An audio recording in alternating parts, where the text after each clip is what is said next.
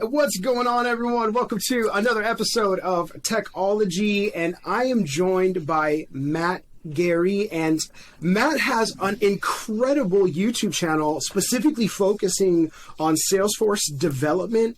I kind of found this little gem. I think it was on Reddit. We started talking back and forth, and I was like, this is incredible stuff. Like, the world needs to know, like, that Matt is putting out amazing content, especially around the Lightning Web Components, how to do really some pretty advanced stuff with them, or things that you might come across in your day-to-day jobs. And so I just thought it was awesome. So wanted to have him on here, introduce them to you guys, but also just to kind of meet him too for myself. So Matt, man, welcome to the show. Hey, yeah, thanks, man. I appreciate you having me here. So yeah, good to be here. It should be a good time. So it's time for the dreaded interview question that we all start off with. Like, so tell me about yourself. Tell us who you are, how you got started Sure. with YouTube and all that stuff.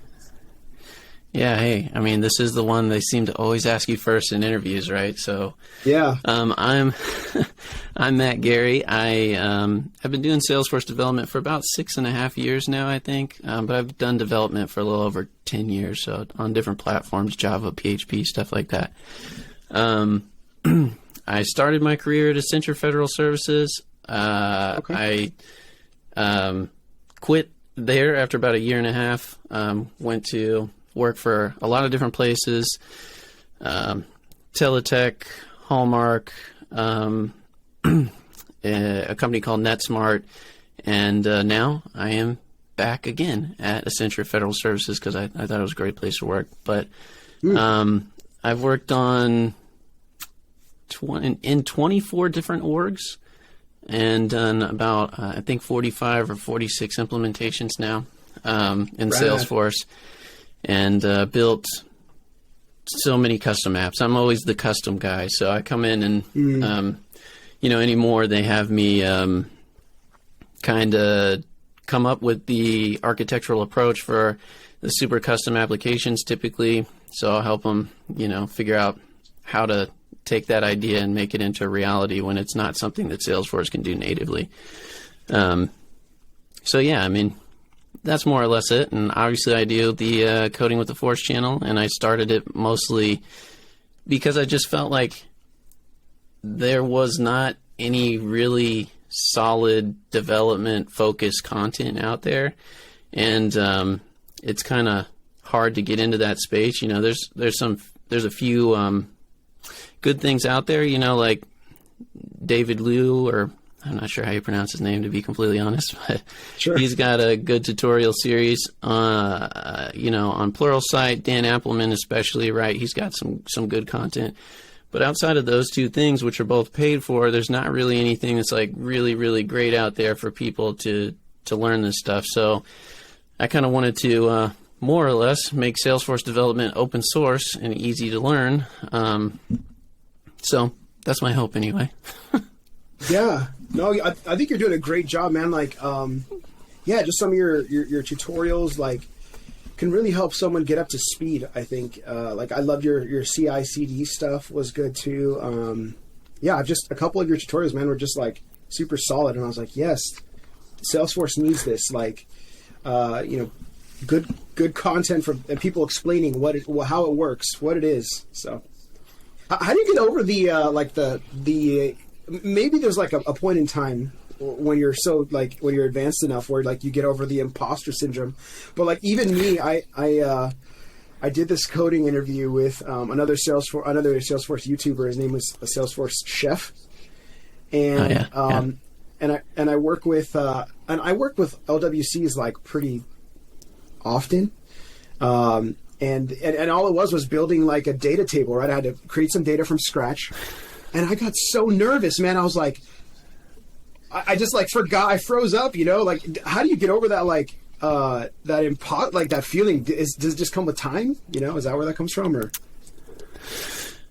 Well, the imposter syndrome. I don't know if you ever necessarily get 100% past it, right? Like, the more things that I seem to achieve, the higher that I get up, and then it's like for instance, now at Accenture, I'm a organization-wide architect, right? And I got there on good merit. Lots of like really successful things, went on to put me in that position. But even there, it's like, I know a lot about Salesforce, but can I do this? And it's really what it comes down to is, at least for me, like, I know I've been able to do it before. I know I'm going to try my best and do everything I can to be successful.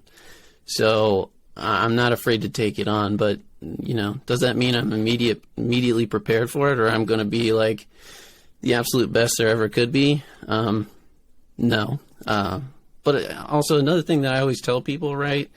Because I've kind of had to learn it the hard way. I've always, for a long time, I've been a perfectionist, but you got to just be cool with knowing you're never going to be perfect, and nothing that you ever write will be perfect, right? So that helps me get over it, right? When I know that, like, I've got this idea, it's complicated, I'm like 90% sure that it's going to work, but I don't 100% know. I just got to remind myself, I can't be perfect. Nobody's perfect. If somebody else was in this role, they wouldn't be perfect either. So I just do the best I can. So, yeah, that's awesome, man. Yeah, I'm totally with you. Like, it just feels, I don't know, it feels super vulnerable. Like, coding in front of people. I don't know. I'm a musician, so like, it's kind of like, it's that same feeling of like when you write a song. And it's kind of like this, it's like, this is my baby, and you're like, this is, I'm going to release it into the world, and then the internet's like, your baby's ugly, and so it's like, oh, but anyways, I'm trying to. Yeah, man, I I don't know how much you know about me, but I used to do, for a little bit there, I stopped doing code and I actually went and did visual effects. So I did some visual effects for Sundance Films, and then I did some stuff for like, ad spots on TV and some music videos and whatever else. And, nice. In the development world, I know, at least in my experience, sometimes when I tell people, you could change your code and make it a little better this way, they like take it really hard. But I guess I've never really taken it that hard, because whenever I was in the, art industry, I suppose, they can be pretty brutal, and it's all subjective, and it's kind of like, I like making this art, right? And so I've worked 50 hours maybe on this 3-second visual effects shot, and then I have somebody say, this is complete trash, and it's not just like as nice as I typically am about code. I'm like, okay, you got like 100 line block code, we need to break this into 3 or 4 methods to make it a little easier to manage. It's just like, hey, I know you worked 50 hours on this, but your color's trash, you forgot to key this little piece, and you're garbage. So it makes it a little easier to take criticism in this job after getting ripped apart every once in a while in art. So I got to ask, anyway.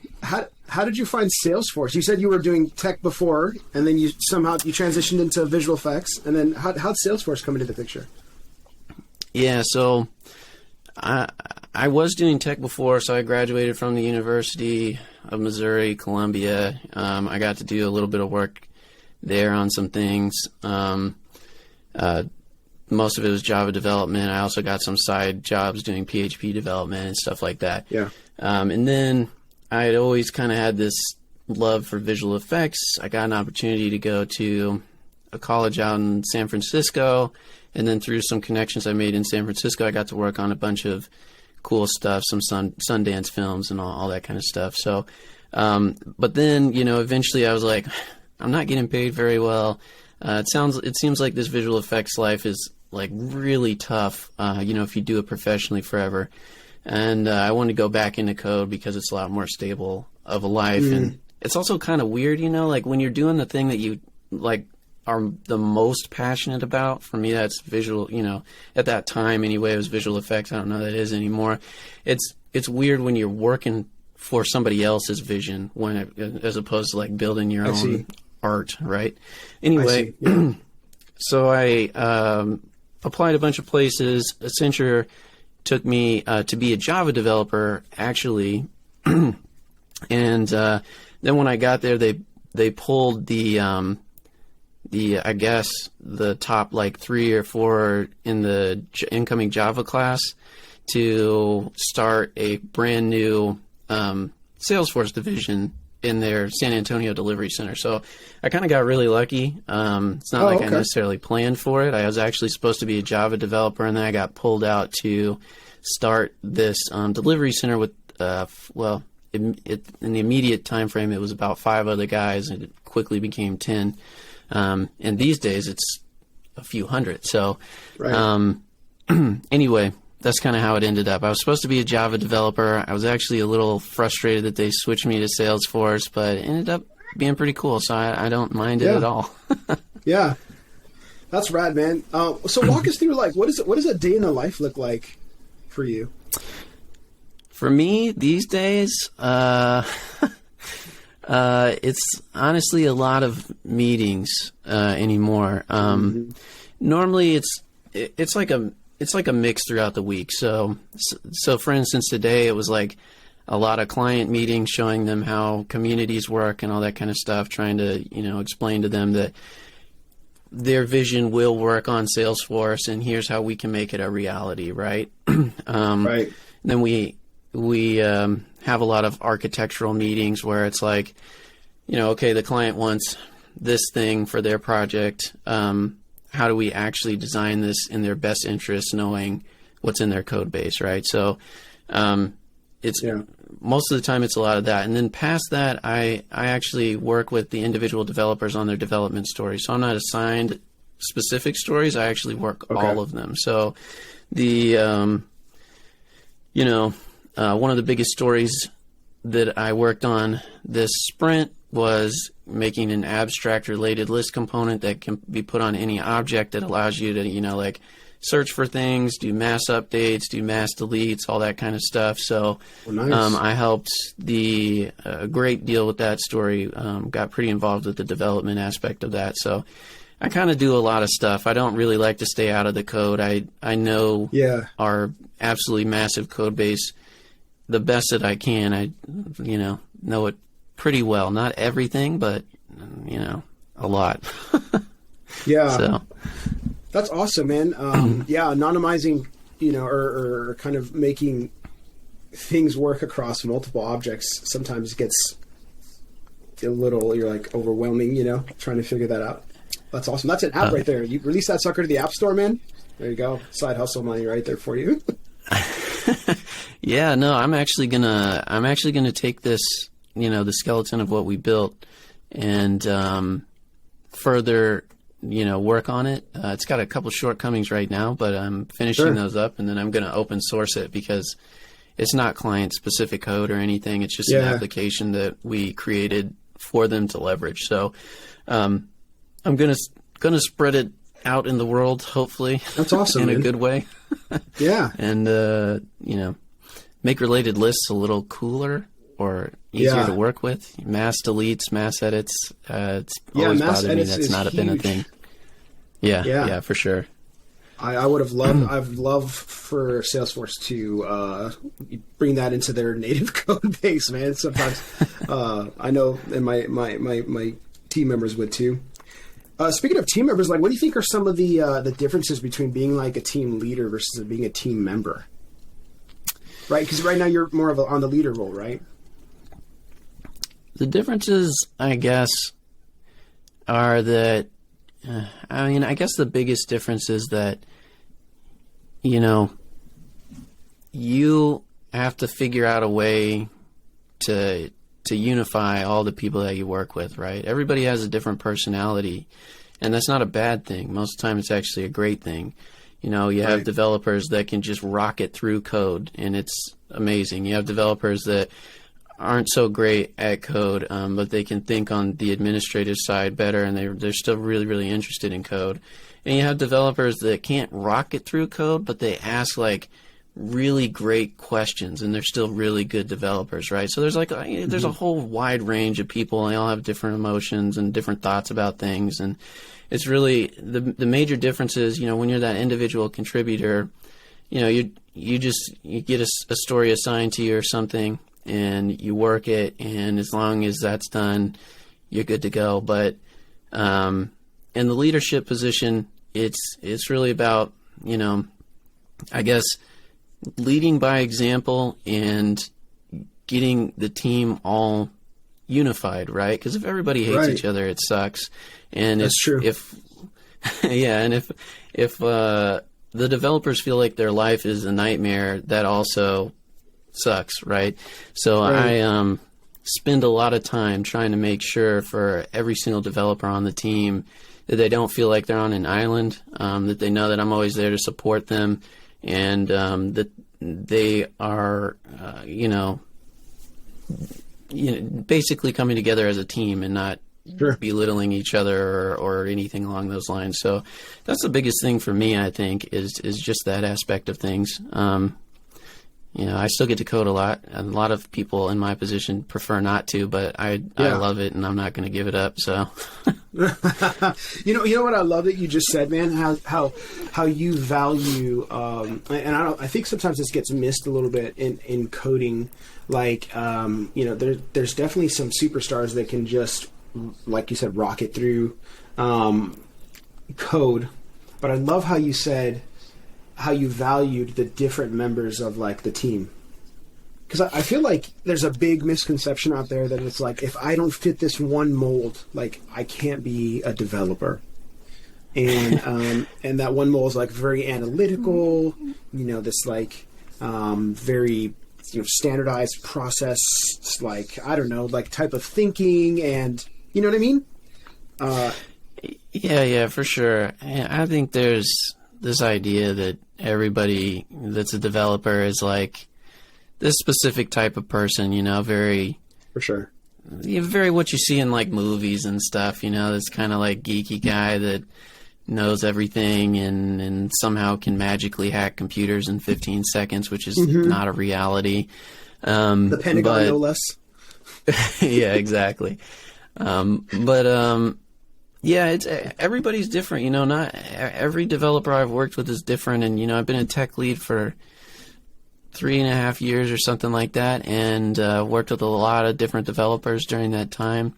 My current team is 15 developers at least, and every single one of them is different. And that's a good thing as long as you take the time to figure out, who they are, what they want to do, and how to work with them, right?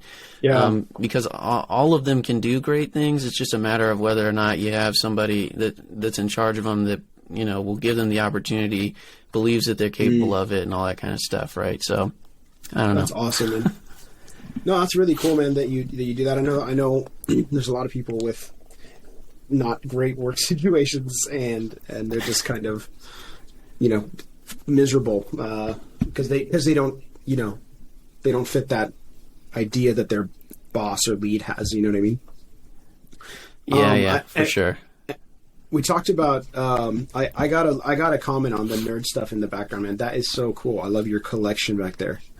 Oh, What's going on back there?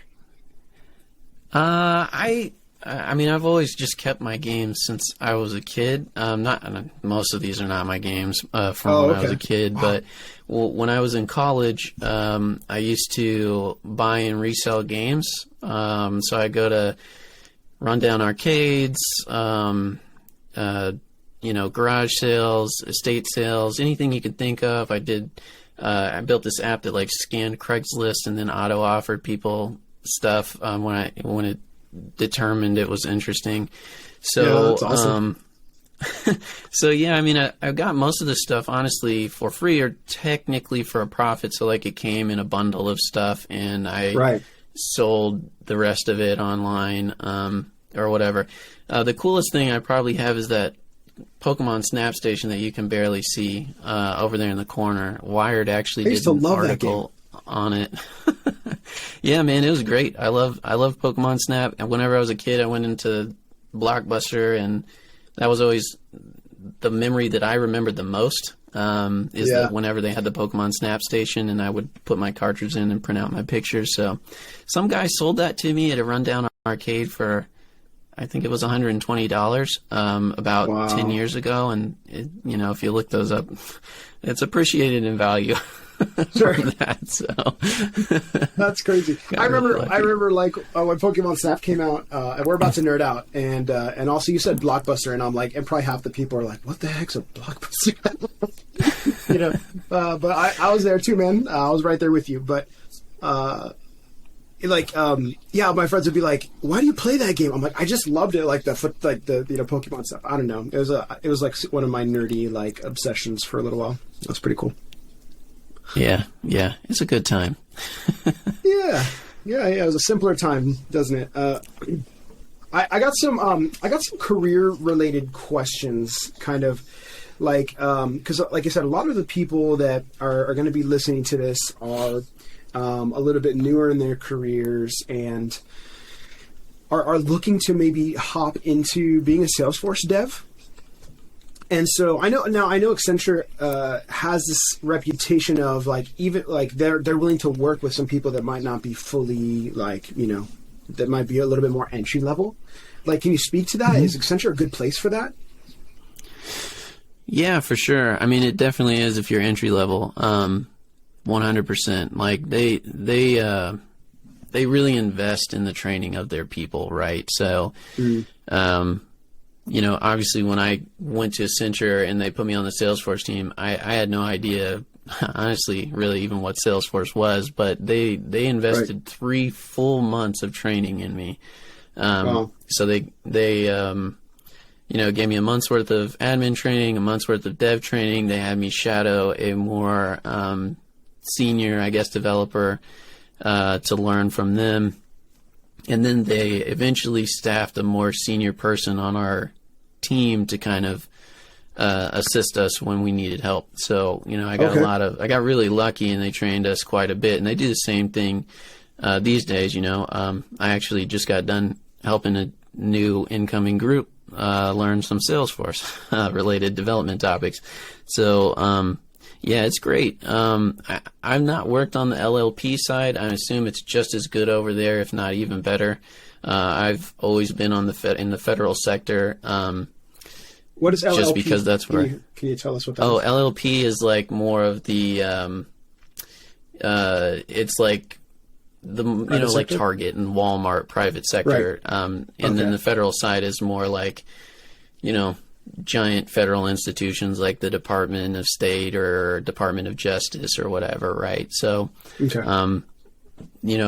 once in a while they'll ask for my assistance or something for an LLP architectural situation, but most of the time I work in the federal sector at Accenture. Okay. But it's been great, yeah, and people who are new, if they really want to get into development in general, or Salesforce, it is a good place. If you get hired there, they are going to invest a lot of time in training you, and it's a great, they have a great program for it. So, okay, that's awesome. So, what do you think are some things that people can do to maybe land that first kind of gig? Like, or maybe let's talk about what's the base level of like understanding you feel like people should have before they start applying. I suppose it depends. If you're trying to get into an admin job, then it's important that you understand the, Salesforce interface, the basics of Salesforce administration, all that kind of stuff, like profiles, permission sets, security in general.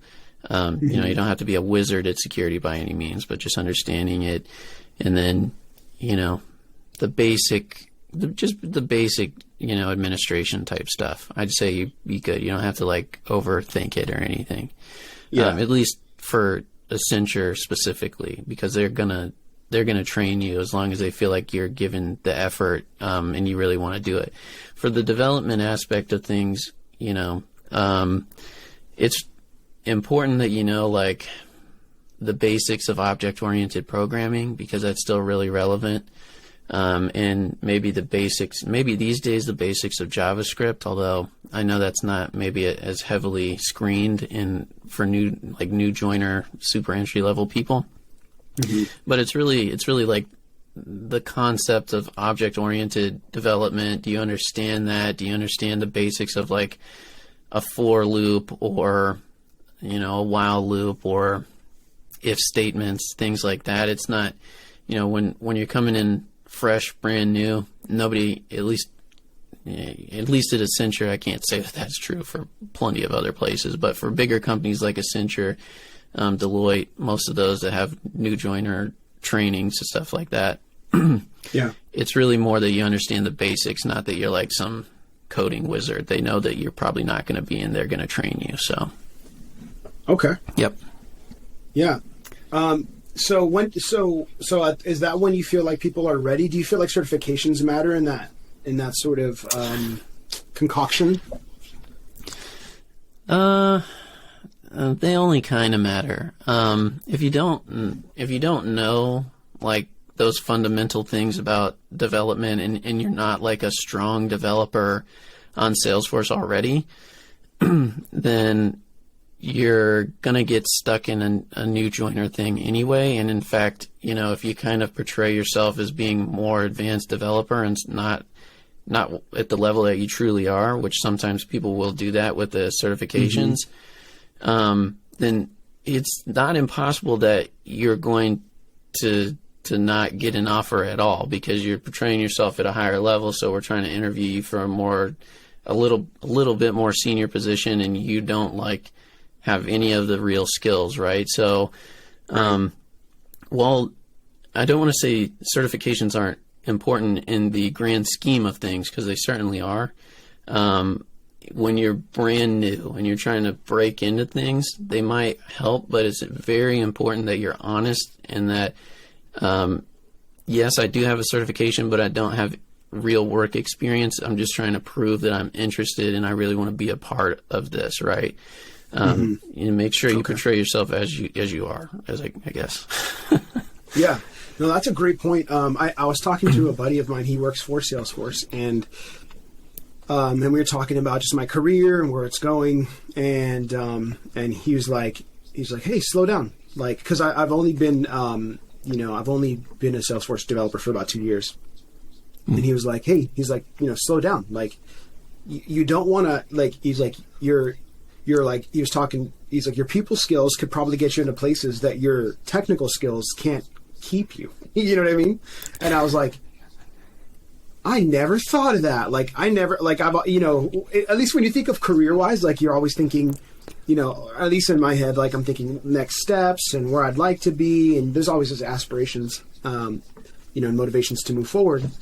But I never thought about what happens if I get to a place where I can't sustain, or they're expecting, this level out of me, but I can only give, so that's a great point, man, to just be real, be yourself, let them kind of see the real you. Yeah, for sure. Just be honest about it. I mean, honestly, whenever I do interviews, and I've interviewed, I don't even know, probably 500 plus Salesforce developers at this point. Oh, sweet. Some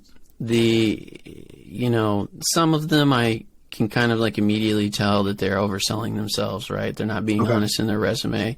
And other times, I can tell that they're lying to me in a question. And the one thing that will, for me, immediately disqualify you is if I feel like you're lying to me. And the reason that that's so important to me is because if I feel like you're lying to me in an interview, will you lie to me about the progress of your stories, or whether or not you're struggling with stuff, right? Mm-hmm. And it's super important that the developers, at least from a lead perspective, are open and honest with me. And I always try to foster that too, right? Don't be afraid to tell me if you're stuck or if you're having problems or you don't know this or you're not feeling confident about this story or whatever, because I can help you. But I can't help you if you don't tell me. And so if I feel like somebody's being dishonest in an interview, I have to say no, even if they show promise in a lot of other things. If they lie to me, For sure. There's there's people who've been really good developers, and then I ask them a certain question, and instead of just saying I don't know that, unfortunately, I'd love to know more about it and figure it out, they make something up, and I can't deal with that, unfortunately. So I'll opt for somebody else that just told me I don't know it, right?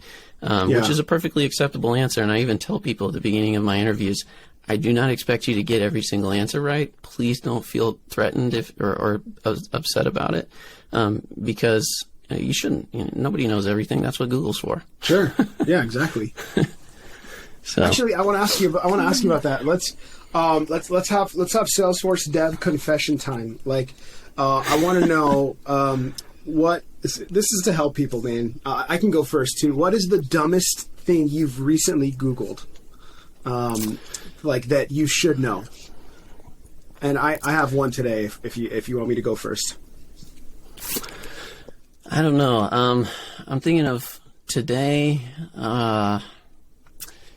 I knew it was a thing, but I just didn't trust my brain because I hadn't done it in a while. That you could set up holiday hours for Service Cloud, and I was like, I don't know, Matt. Maybe you're an idiot. You should probably just Google this and make sure you're not.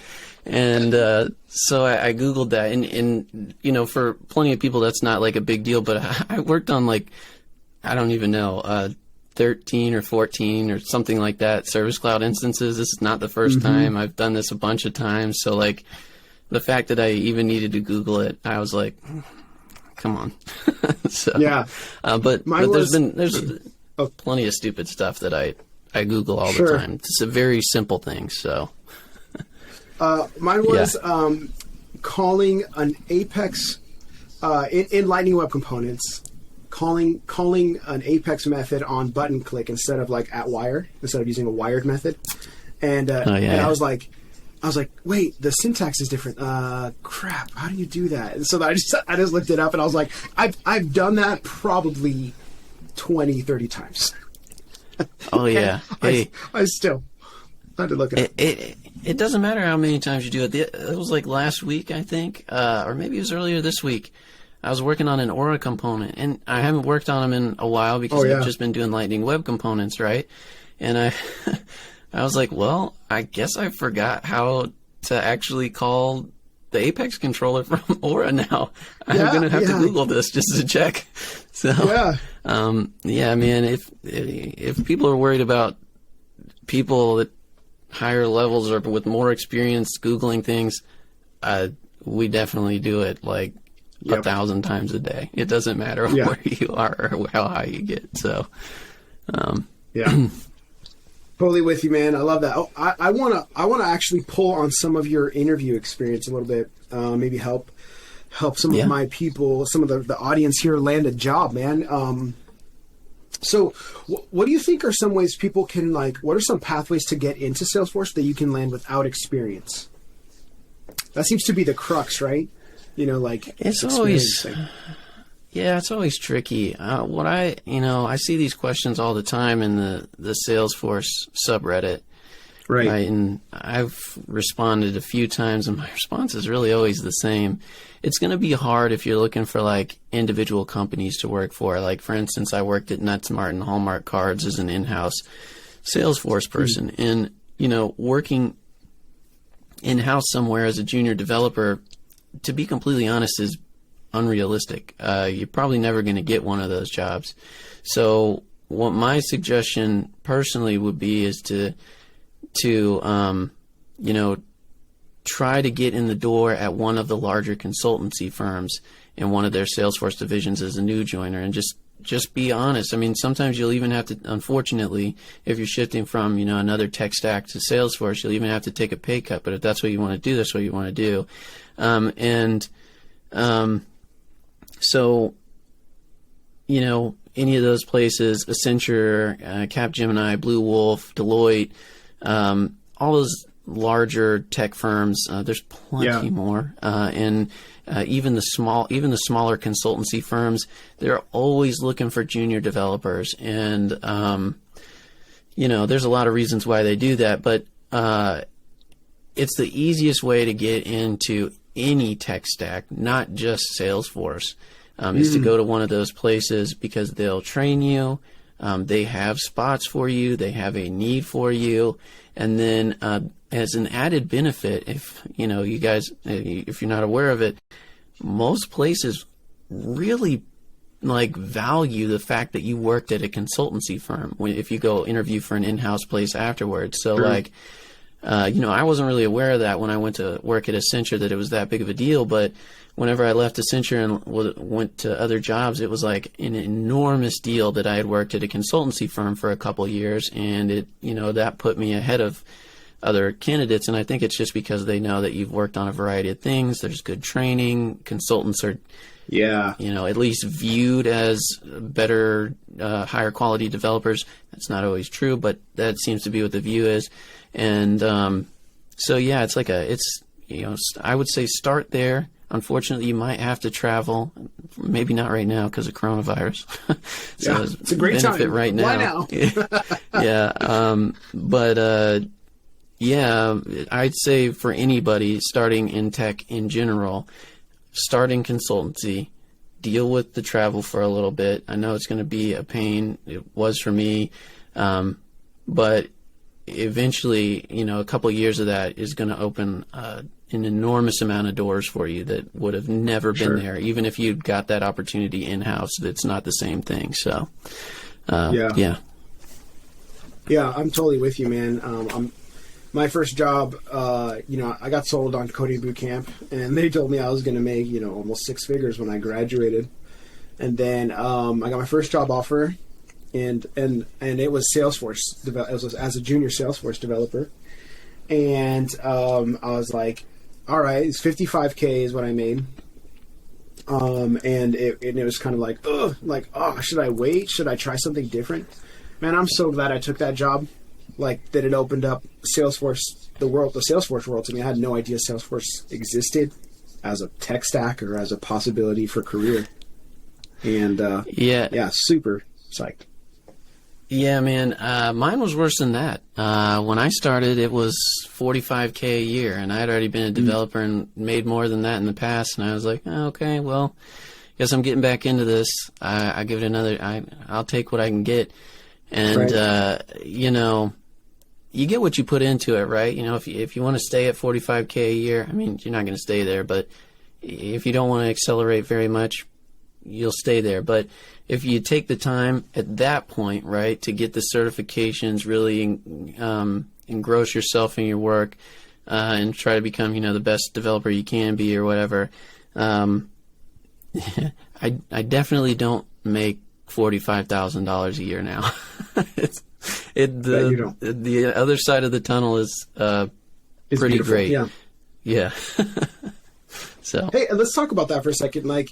You've seen, I'm assuming you've seen some of these salary surveys that come out in our area, in our field, how do you feel how accurate do you feel like those are? I'd say they're pretty accurate. It depends, it can, honestly, it can get a lot higher than even the average, I'll say. True. I've had some pretty enormous offers that have kind of been shocking to me.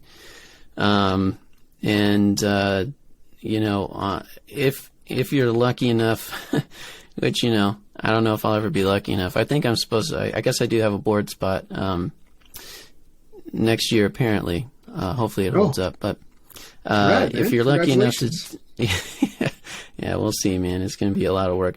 But if you're lucky enough to get a CTA, I've heard of some crazy, outlandish salaries that people have made, like, $350K plus salaries. So there's a lot of money to be made, but it is, it's hard work. Anybody that makes that amount of money, it's like, it's not as easy as just being a dev, unfortunately. But there's a lot of opportunity and a lot higher salaries out there if you go, push yourself really hard and try to achieve all those different things. So I was just bringing up the I have the famed salary survey up right here. It says for a junior admin, average in the U.S. is starting salary is $87,500. I would say that's way too high for a right? junior. Yeah, I'm thinking like the median salaries on Glassdoor. Maybe that's what that is now, which that's definitely not right. But the median, I would say for a junior dev or a junior admin. So let's see, a junior admin, I would guess is probably going to make somewhere around like $50,000 to $60,000. That's what I was thinking. On the high end, and a junior dev is probably not going to make all that much more than that. From somewhere between like 55 to 65 or 70 if you're really lucky. But maybe a big city's involved. New York, San Francisco. Yeah, even there, it's going to be hard to get past that. To be completely honest. Now, will you be able to blow past that after a year's worth of experience? Yeah, absolutely. I mean, you could probably hit $80K after a year and a half worth of experience if you do. Right. A little bit of, you hop from one job to another. Unfortunately, that's kind of just what you'll have to do if you want that bump. But yeah, after that, I could certainly see $80K not being completely unrealistic, but brand new, you'll have to be real lucky. Yeah, for devs it says 96.5 for a junior dev. Junior dev, that's very high. Disingenuous. Yeah, I'd say after, maybe somewhere around 2 years, I'd say that's very realistic. Sure. And that's still kind of more of a junior dev even at 2 years. I mean, they're not like, they're a little more advanced than junior at that point, but it's not like, if I hired somebody that only had 2 years of development experience, I'm not going to like expect them to rocket through code like I had talked about earlier. But, sure. Yeah, a couple years for sure, but immediately, probably not. And so, like, in your head, what are the years of experience to level? Like, if we had a junior, mid, and senior, like, junior would be, 0 to 2 years for you? So, it really depends. It really depends. So, if you're crazy like me, I guess, I do about at least around 4,000 hours of development a year. So I typically do about 2 years worth of dev work in a year. Then, maybe this doesn't apply in the same way because you're going to get a lot more experience faster. And True. You can do that in a bunch of different ways. You can ask to get involved with projects on different forums or whatever else. I've done a bunch of different things to get involved in a lot of stuff that I wasn't necessarily supposed to be involved with, I suppose. But,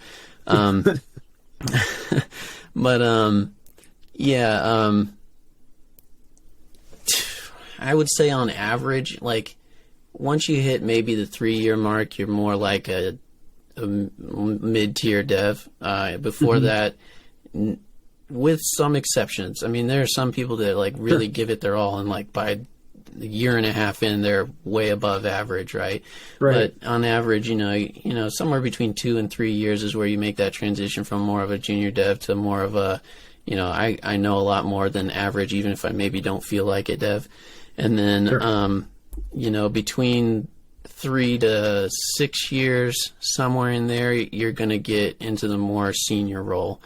And at that point, past that, it's more like, where do you go from tech lead to tech arc to enterprise architect or whatever else, right? So, it's all kind of variable. To me, it kind of matters more if you have a lot more experience across a vast array of things. Like if you're just constantly coding and you just, and you show me, right, as somebody in a leadership position that like you're way above average as a developer, then it doesn't really matter to me if you've coded for 3 years or a year or 6 months. I'll classify you as a senior dev in 6 months if you're like just doing crazy stuff.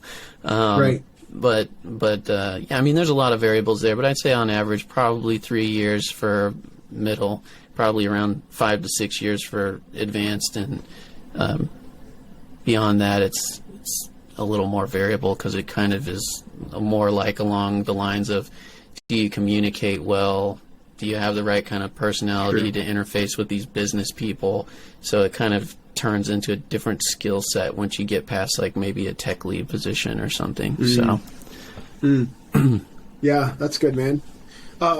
So let's talk back into the interview process. Like if I like, what were some things that people can do to like that would impress you in an interview that would help them stand out as a candidate, or maybe tell some stories of people who have. Yeah, this it depends on the level, right? But like if so if I'm interviewing a more senior developer, there's obviously the thing I talked about before. They don't lie to me, and they're just honest when they don't know things. 2, they are creative. One of the things that is super rare, I feel like, in developers is the ability to think outside the box and be creative. Now, some questions don't warrant that, but sometimes people get a little caught up and if they have a creative way around the problem to think through it, that's always pretty awesome. I don't know. What's the most recent example? I guess, I was interviewing a guy the other day that was just, it was for a more senior developer role, or really it was for like a tech lead role. And he was, doing great on all the questions, knew about different asynchronous processes, best use cases for them, a bunch of other things I asked him. And the great thing was, like I said before, when I asked him about, separations of concerns, he just told me, I don't know. And that was perfect, because lots of people that I've asked that question don't know it, and that's fine, but then they come up with something that just doesn't make any sense. Right. For the more junior developers, I ask more questions along the lines of what I talked about earlier, right? Like object-oriented programming, and questions around that, and maybe more of like the simplistic administrative side of things. So what stands out to me there is really that they have a desire to learn Salesforce. So some people are clearly there because they know that there's theoretically money to be made in Salesforce, right? And that's good, but that only takes you so far, right? So being really expressing your interest in it is important to, I guess, set you apart, right? So, there's been a couple candidates where they haven't been necessarily the strongest development candidates, and that's okay, but because they were like extraordinarily excited to attempt to be a Salesforce developer or to start that journey in, I unfortunately don't get to work with them every day, but they were hired on, and as far as I know, they're doing well, and that's probably the most important thing, is showing that you truly, really want to code and be a developer, and that you're excited about it, and then just being honest about who you are and honest in the questions. At least for me, those are the most important things. So, when you're looking at a dev, man, are you looking for someone? Or maybe this is a more general question. Do you feel like developers should be more generalists or specialize in a certain area, like specifically, let's say, in the Salesforce ecosystem? In Salesforce, I think to an extent, unless you get on a big enough project team. Like on my project team, it's big enough that while we're kind of generalists, I have a big enough team to where, like, the guy that loves back-end code, I can give him back-end code, and the guy that loves front-end code, I can give him front-end code. If they have a change of heart and they want that stuff, then I'll distribute it to them. But luckily, I can kind of do whatever is best. But for most Salesforce teams, you kind of have to become more of a generalist. And I think that's because of the way that Salesforce sells Salesforce, it's a easy platform for anybody to use, and you don't have to pay a ton of money on the development side to set it up and all this kind of stuff. So a lot of times you'll find yourself in a role where you kind of have to be the guy that knows front end and back end and admin. Right. So the more you know, the better. But yeah, I mean, I really think that's why it is, because a lot of clients just can't be sold on the fact that you need more specialized developers or something like that, because the whole reason that they kind of make the transfer is, okay, we've been told this is easy, we can set this up. But sometimes that's the case. A lot of times that's the case, but it's not always the case, right? So yeah. Yeah, I'm definitely a more front end lover. I like working in LWCs, Visual Force pages when I was working with them, Aura components. That's kind of like where I came from. But you kind of have to do it all for sure. I keep trying to convince my company to try to make things more beautiful. I'm like, let's make it more beautiful, like more icons, more color, but they're like, no, we just want Excel sheets. I'm like, okay, all right, I get it. We'll give you an Excel sheet. And that's interesting, man. I'd really like to talk to you about the technical interview a little bit. So, you've made it past some of these kind of more preliminary interviews, and then you're getting towards the end, and it's technical interview time. I'd love it if you could get as specific as possible. Maybe you don't have to give away Accenture's questions that they ask or whatever, but if you could, I think some people would super love that, to be able to prepare for that. Well, it's what I can say is it's going to be different based on the interviewer. I've been told that I'm one of the harder technical interviews at Accenture. I don't know, that seems kind of crazy to me, because I'm not like that challenging, in my opinion. But it does vary. The questions that I ask, they can range. They're going to be based to an extent on what you put on your resume. So if you tell me on your resume that you've done a lot of integration work, or that you've worked on Lightning Web Components or Aura Components or Visual Force Components or whatever, then I'm going to ask you about that stuff. So if you tell me that you have done an integration with an external system, and it's you're doing an integration with a REST endpoint, I'm going to ask you questions about how to handle the responses from that REST endpoint. How do you send information to that place? All that kind of stuff that you should know if you actually did that work. And then, additionally, if you say that you've worked on Lightning Web Components for a year, I'm going to ask you, different stuff about not just Lightning Web Components, but JavaScript. None of them are all that crazy questions. But I'm gonna ask you about the different decorators in Lightning. I'm gonna ask you about, how you connect with your backend with your Apex classes. Lots of stuff related to that. So it's all going to come from your resume. If you're more junior, normally, like I said, I'm going to ask you more questions around what is object-oriented programming? What is encapsulation? What kind of have you worked on projects in your spare time? What are they? You don't have to have projects that you've worked on. Some people don't. Sure. It's perfectly fine. Yeah.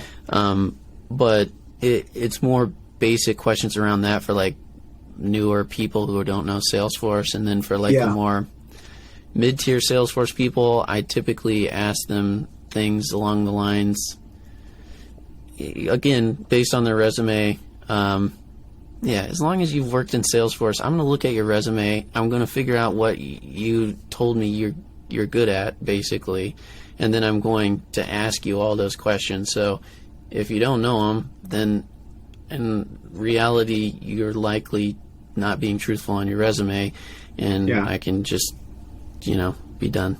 Pass on you, yeah. Do you guys actually do like a physical, do you guys do like whiteboarding or anything like that, or is it more kind of just like conversational? It's normally just conversational. I don't normally have people whiteboard stuff, and the reason is because, 90% of the interviews I do are more like mid to senior developers, and I can kind of tell whether you are who you say you are based on our conversation. I don't really need you to code for me. So, right. I don't normally have anybody. I don't have anybody code for me. Other people might, but I don't see the benefit in it. If you can answer conceptual questions about the code that you have theoretically been working on all this time, then you probably are who you say you are, and I'm not super worried. I'm not personally super worried about it. Other people might ask you to code, but I'm not going to ask that. So yeah, I feel like that's pretty common in Salesforce, right? Like, I most people I talk to and ask that question to, there's no like legit whiteboarding section. Maybe take home. I've heard a few take home assignments and stuff like that. I've got a couple. I've had a couple for Salesforce interviews where, like one place that I actually, I worked at this place, Code Science, for not even a month, unfortunately. The coronavirus had just started. Accenture Federal gave me another job offer at the same time I got theirs, and I was and they just released their financials, and it was kind of wobbly, and so I left. But they had me do a pretty rigorous interview process to get that one. I had to architect this solution, present it to a board of other architects there, and then they had to select me based on that. And so and I've also had to do coding questions for Salesforce, which I thought was crazy. Actually, some interviews I just turned down because I'm I don't care enough to do this. But people definitely do it, but it isn't as common for sure. It's one in every 4 or 5 interviews maybe that I take. Sure. They ask me to do that. Mm-hmm.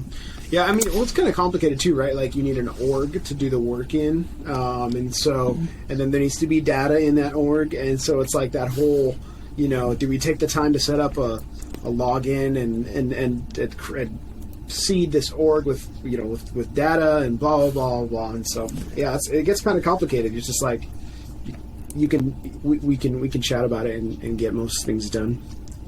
Cool, man. Yeah. Do you have any top tips for people like that are looking for that first, maybe second role, ready to transition, of how they can either prepare for that or be ready to hop into that?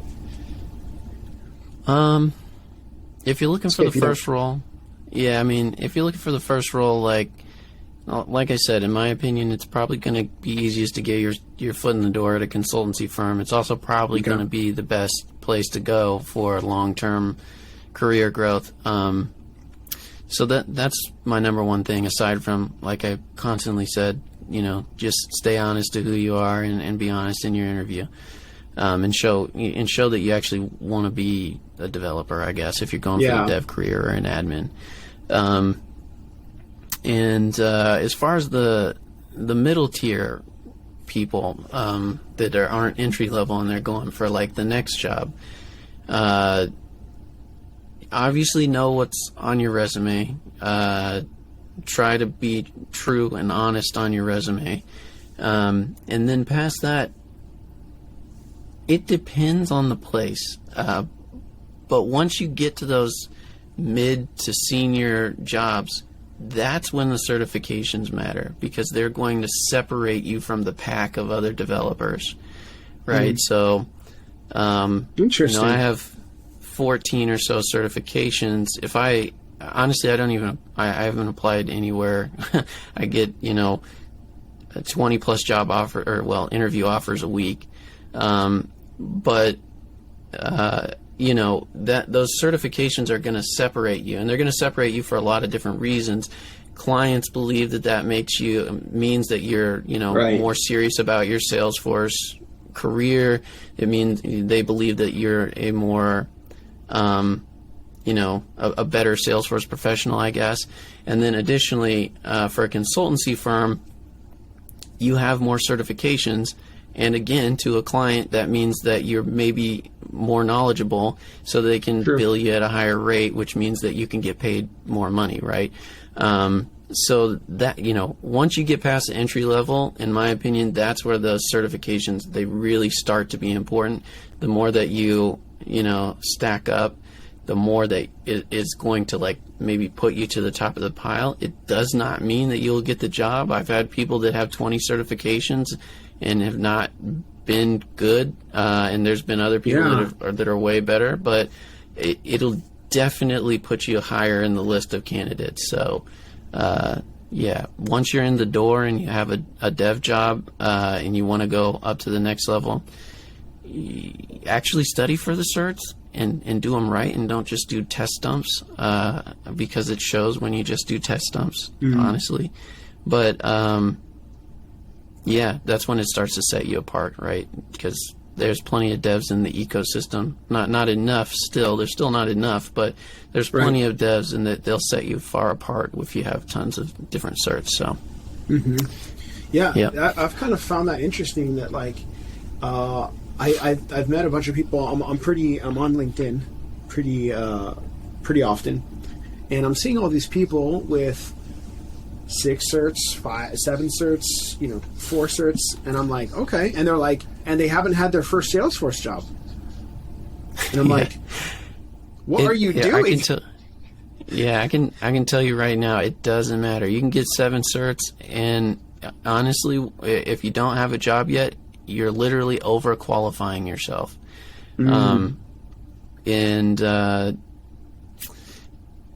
If you're straight up honest and say, I want this entry-level job, I am still an entry-level person, and I'm okay taking that lower-paying job, then maybe it's not a detriment. But if you're going into that expecting that $98,000 a year or whatever, and you have no real job experience, what I can say is you've overqualified yourself. You're probably going to get yourself into questions that you're not prepared to answer, and you're going to constantly get disqualified because of it.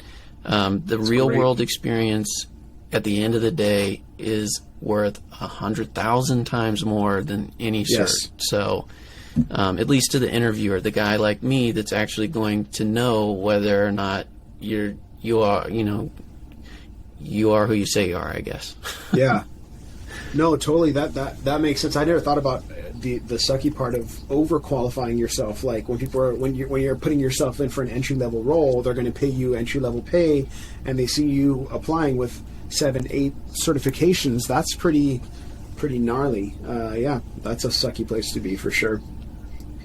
Matt, man. Man, I think that's a lot of. I think you've given out a ton of like valuable information. Kind of led us into what work looks like for you, and helped some future devs in the making. That's awesome, man. So I guess one of the questions I want to ask you is where can people connect with you? How can they find you? And let's kind of pump your stuff, man. Of course you can connect with me on over at my YouTube channel, Coding with the Force. People talk to me all the time on there. I'm free, I respond pretty quick, within a day's worth of time. Typically, if somebody asks me something, I'll respond to them. So definitely, check out the Coding with the Force channel. And, obviously I put out a ton of dev videos, so you'll hopefully it'll help you learn some stuff if you want to be a dev.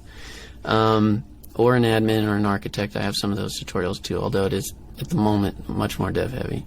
And outside of that, obviously you can connect with me on LinkedIn or all the other random places, but I'm frequently on the Salesforce Exchange Discord. It's great Discord, especially if you want to be a dev, if you're stuck, if you need help. Myself and a lot of other really talented developers, probably, definitely some that are much more talented than even, than myself. are there, and they are always answering questions. So if you want to connect with me there as well, I'm not as active as some people, but I'm there pretty frequently. You'll see me comment there a couple times a day typically. So, that's where you can find me. If you want to find me. I don't know if you want to find me, but I'll be there. They do, man. You're the new hero. That's how it works. Everyone's like, just do what Matt says. You'll get a kick butt life, man. Dude, actually, I super appreciate your time, and I know you gave up some of your night to, I know your schedule is kind of busy, and you gave up one of your free nights to kind of hang out here and give back to the community, man. So thank you so much. Yeah, no problem. I appreciate you having me here, and hopefully it helps somebody. Yeah. All right. Thanks, man.